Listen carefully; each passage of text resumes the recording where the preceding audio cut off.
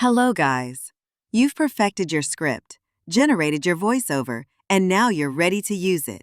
In this video, I'll show you how to export your project from Murf.ai as a high-quality MP3 file.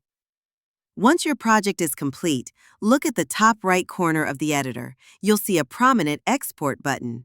Click on it.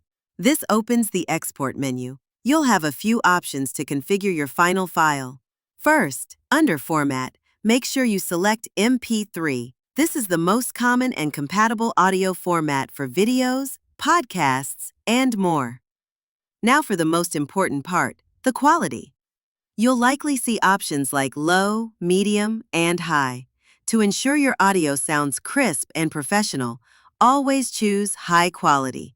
This will export your file at the best possible bitrate, usually 320 kbps, which preserves the clarity of the voice and music without any noticeable compression artifacts.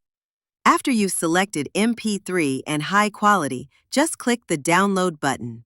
Murf will render your project and download a broadcast-ready audio file directly to your computer. It's that simple to make sure your final product sounds as polished as possible. If this quick tip was helpful, please hit the like button and subscribe. Thanks for watching.